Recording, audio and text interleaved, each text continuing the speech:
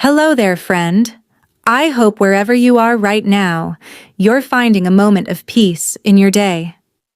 You know, there's something profound that happens when we're pushed to our absolute limit, when the people who are supposed to love us become the architects of our deepest pain, when silence becomes survival and endurance becomes our secret superpower.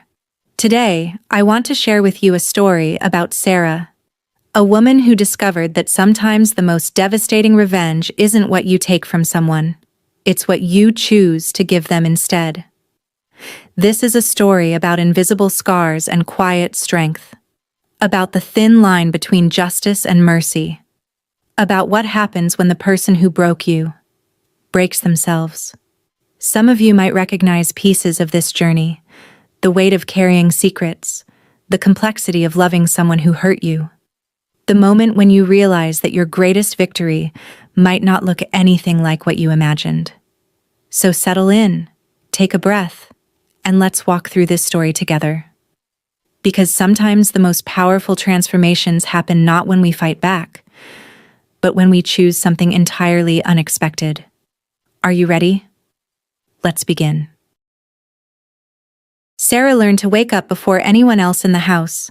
Not because she was a morning person, but because those quiet moments before dawn were the only time she felt truly safe. She would slip out of bed at 5:30, her feet barely making a sound on the old wooden floors. In the kitchen, she'd make herself a cup of tea and sit by the window, watching the world slowly come alive. These were her stolen moments of peace, before the rest of her family stirred and the careful dance of survival began again. To anyone looking from the outside, the Martinez family seemed perfectly normal. A successful father, a loving mother, 2 kids making their way through school. Sarah was the quiet one, the thoughtful daughter who always had her homework done, who never caused trouble, who seemed to glide through life with an almost ethereal calmness. Her teachers called her mature for her age. Her friends' parents wished their own children were as well-behaved and respectful. Even strangers in grocery stores would comment on what a polite, sweet girl she was. But what they didn't see was the way Sarah's shoulders tensed whenever she heard footsteps approaching. How she'd developed an almost supernatural ability to read the emotional temperature of any room within seconds of entering. How she'd learned to make herself smaller, quieter, more invisible with each passing year. At 14, Sarah had already mastered the art of emotional camouflage. She knew exactly how to smile so no one would ask questions, how to laugh at the right moments, even when nothing felt funny, how to carry the weight of 1,000 small cruelties while appearing as light as air. Because in her house, being noticed meant being vulnerable, and being vulnerable meant being hurt. So Sarah perfected the delicate balance of being present enough to avoid suspicion, but absent enough to survive. She had become a ghost in her own life, haunting the edges of her family's story. Every morning, Sarah would fold her school uniform with the same methodical precision her grandmother had taught her. Navy blue skirt, white blouse, knee-high socks pulled up just so. She'd learned that looking put together was like wearing armor. It kept people from looking too closely, from asking the kinds of questions she couldn't answer. The walk to school took exactly 12 minutes. Sarah knew this because she'd timed it obsessively, finding comfort in the predictability. She'd take the same route, past Mrs. Chen's flower garden where the roses bloomed in perfect rows, past the corner store where Mr. Rodriguez would wave from behind the counter, past the bus stop where she'd sometimes pause to pet the stray cat that had claimed the bench as home. At school, Sarah was known as the reliable one, the girl who always had an extra pencil, who never forgot her homework, who could be counted on to stay after class to help clean the whiteboards. Her teachers adored her quiet diligence. Her classmates respected her gentle nature, even if they didn't always understand her reserved demeanor. During lunch, while other kids gathered in loud, chaotic groups, Sarah would find a quiet spot under the old oak tree in the courtyard. She'd eat her carefully packed sandwich, always cut diagonally the way she liked it, and lose herself in whatever book she was reading that week. Literature was her escape, her portal to worlds where complicated families found happy endings, where misunderstood characters discovered their worth. After school, she'd take the long way home, sometimes stopping at the public library. The librarian, Ms. Williams, had come to recognize her quiet footsteps among the stacks. Sarah would run her fingers along the spines of books like they were old friends, eventually settling into the same worn armchair by the window where the afternoon light fell just right. These small rituals, the morning routine, the timed walk, the predictable lunch spot, the library visits, weren't just habits. They were lifelines. Each one a small rebellion against the chaos waiting for her at home, a way of creating order in a world that often felt impossibly out of control. But even in these peaceful moments, there was something fragile about Sarah's composure. The way she'd glance over her shoulder when walking alone, how she'd check her phone with a slight tremor in her hands, the careful way she'd listen before opening any door, as if perpetually bracing for something she couldn't quite name. Her friends saw a girl who had it all together. What they couldn't see was someone who'd learned that survival meant staying 3 steps ahead of tomorrow's uncertainty. It happened on a Tuesday afternoon in March. Sarah was walking home from the library, her backpack heavy with borrowed books, when she saw the familiar figure waiting by her front door. Marcus was home early from college, and the sight of him made her stomach drop in that old, familiar way. But this time was different. This time, he was holding something in his hands, something that made Sarah's blood turn to ice water in her veins. Her diary. The small, leather-bound journal she'd hidden beneath her mattress. The one place in the world where she'd allowed herself to be completely honest. Where she'd written about the fear, the loneliness, the way his words cut deeper than any physical wound ever could. Where she'd poured out her heart about feeling invisible, unwanted, damaged. Marcus stood there with that smile. That cold, calculated smile she knew meant he'd found a way to hurt her that even she hadn't imagined possible. "Interesting reading," he said, his voice carrying that casual cruelty she'd grown up with. "I had no idea my little sister had such vivid thoughts about our family." The world tilted sideways. Sarah felt like she was drowning in broad daylight, like the ground beneath her feet had simply vanished. Those pages contained her soul, her raw truth, her desperate attempts to make sense of why someone who was supposed to love her seemed to find such pleasure in breaking her down. By the next morning, photocopies of her most vulnerable entries were taped to lockers throughout her school. Her deepest fears, her secret crushes, her anguished questions about why she felt so fundamentally flawed, all of it exposed under the harsh fluorescent lights of teenage judgment. The hallways that had once felt like sanctuary became a gauntlet of whispers and stares. Kids she'd known since elementary school looked at her with a mixture of pity and uncomfortable fascination. Some laughed. Others turned away, embarrassed by the raw intimacy of what they'd read. But it wasn't just the humiliation that broke something inside Sarah that day. It was the realization that there was literally nowhere safe. Not her room, not her thoughts, not even the private sanctuary of her own written words. Marcus had violated the last sacred space she had, and he'd done it with the methodical precision of someone who understood exactly how to destroy her most completely. Standing in that hallway, surrounded by the debris of her privacy, Sarah felt something shift deep inside her chest. The quiet girl who'd spent years absorbing his cruelty, who'd made herself smaller and smaller to avoid his attention, suddenly saw the situation with startling clarity. This wasn't love. This wasn't even normal sibling rivalry. This was something much darker, much more deliberate. And for the first time in her life, Sarah felt something she'd never allowed herself to feel before. Anger. Pure, clarifying, transformative anger. That night, Sarah sat on her bedroom floor, surrounded by the torn remains of everything that had once felt sacred to her. The diary pages Marcus hadn't stolen lay scattered around her like fallen leaves, each one a reminder of how completely her safe space had been shattered. For the first time in years, she allowed herself to really cry.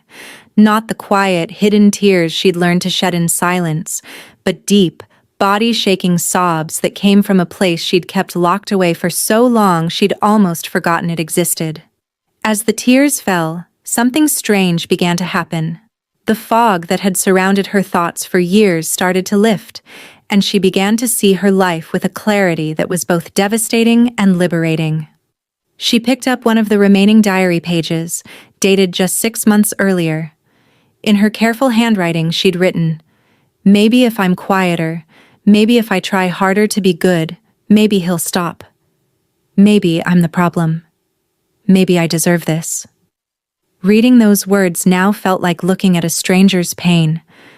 How had she convinced herself that his cruelty was somehow her fault?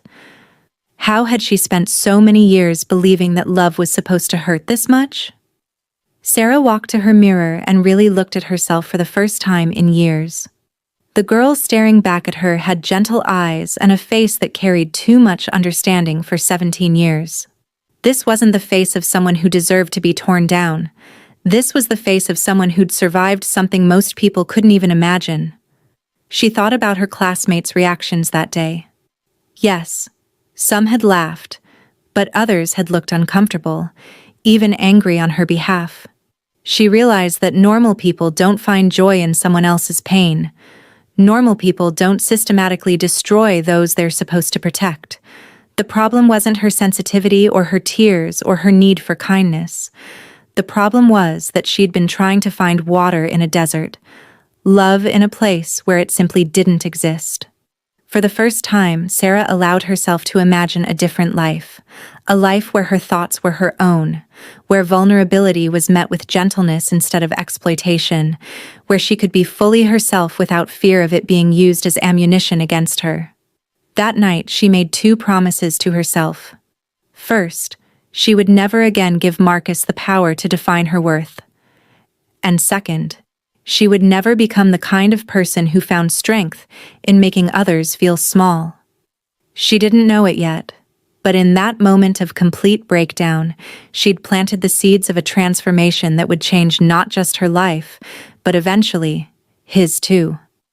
Sometimes we have to fall completely apart to discover who we really are underneath all the ways we've learned to protect ourselves. College became Sarah's sanctuary in ways she'd never imagined possible. 300 miles from home, she discovered something revolutionary. She could exist without constantly bracing for impact. The first time her roommate complimented her laugh, Sarah realized she'd forgotten she even had one. The first time a professor praised her insights in class, she felt a spark of something she'd thought Marcus had extinguished forever, her own voice. Sarah threw herself into psychology courses with the hunger of someone who'd lived inside a puzzle for years and finally found the pieces to solve it. She learned about trauma responses, about gaslighting, about the difference between love and control. Each lecture felt like someone was translating her childhood into a language that finally made sense. She volunteered at the campus crisis center, sitting with students who carried their own invisible wounds. In their stories, she recognized the echo of her own pain, but also something else, the incredible resilience of the human spirit when given space to heal. One evening, while helping a freshman who'd been emotionally manipulated by her boyfriend, Sarah heard herself say words that stopped her cold. "You don't have to set yourself on fire to keep someone else warm. Love doesn't require you to disappear." Later that night, alone in her dorm room, those words settled into her bones like a prayer she'd been waiting her whole life to hear. She thought about all the years she'd made herself smaller, quieter, less, believing that was what love required. She thought about Marcus, and for the first time, she didn't feel anger or fear. She felt something unexpected: compassion. Not the kind that excuses or enables, but the kind that sees clearly. Marcus was broken too. Hurt people, and somewhere along the way, he'd learned that power felt safer than vulnerability. That control felt more secure than connection. Sarah realized that her healing didn't require his destruction. In fact, the most powerful thing she could do was become everything he'd tried to convince her she wasn't: whole, strong, and unshakably kind. That night, she began planning not revenge, but something far more revolutionary: freedom. The phone call came on a rainy Thursday morning, 7 years after Sarah had graduated and built a life that felt entirely her own. Her mother's voice was shaky, unfamiliar in its vulnerability. "Sarah, honey, it's Marcus. He's lost everything. The business failed, Amanda left him, and he's about to lose the house. Your father and we're too old to help him the way he needs. And we were wondering."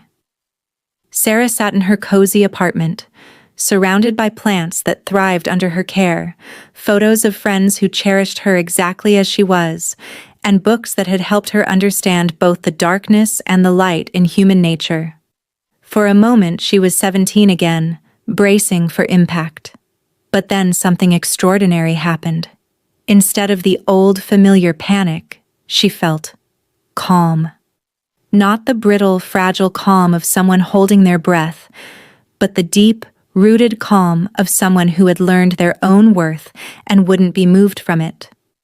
That afternoon, Sarah made a series of phone calls.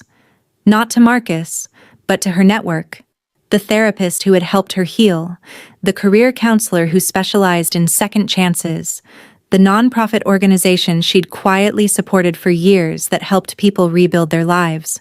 She didn't do it with fanfare or announcements. She didn't even tell her parents. Instead, Sarah orchestrated Marcus's rescue like a guardian angel he'd never see. An anonymous scholarship for therapy, a job interview arranged through a professional contact who knew nothing of their history. Rent assistance from a charity program that existed only because Sarah funded it herself. Within 6 months, Marcus was stabilizing. He had a job, a small apartment, and most importantly, a therapist who was helping him understand the difference between strength and cruelty. Sarah watched from a distance as her brother slowly transformed into someone she barely recognized, someone humble, grateful, genuinely remorseful for the pain he'd caused others throughout his life. The most beautiful part wasn't his change, though. It was Sarah's realization that helping him hadn't diminished her or reopened old wounds. She was whole enough, strong enough, healed enough to extend grace without losing herself. She had become the person she'd always needed to be. 3 years later, Marcus called Sarah on her birthday. His voice was different, softer, humbled by the kind of genuine remorse that can only come from truly seeing yourself clearly. "Sarah," he said, and she could hear him struggling with words that had taken him years to find. "I need to tell you how sorry I am, not just for the diary thing, but for everything. For all the years I made you feel small, for stealing your childhood peace, for being the kind of brother who hurt instead of protected." Sarah listened, holding the phone with steady hands, her heart full but calm. When he finished, she simply said, "I forgive you, Marcus. And I love you." She never told him about the anonymous help, the invisible hand that had lifted him when he'd fallen. That wasn't the point. The point was that somewhere along the way, Sarah had discovered that healing doesn't require the other person to earn it. Sometimes we heal not for them, but for ourselves. Sometimes the most powerful thing we can do is refuse to let someone else's brokenness break us too. You know, we all carry people in our hearts who have hurt us, family members who should have protected us but didn't, friends who betrayed our trust, people who saw our vulnerability and chose cruelty instead of kindness. And we have a choice. We can let that pain turn us hard and bitter. We can spend our lives waiting for apologies that may never come, Or we can choose something revolutionary. We can choose to heal regardless of whether they ever do. Sometimes the person we save by choosing forgiveness isn't the one who hurt us. Sometimes the person we save is ourselves. Sometimes the most beautiful revenge is refusing to become the kind of person who needs it. And sometimes, just sometimes, when we choose to love despite having every reason not to, we discover that love was always our greatest strength, not our greatest weakness. Thank you for walking through this story with me today. May you find your own path to peace.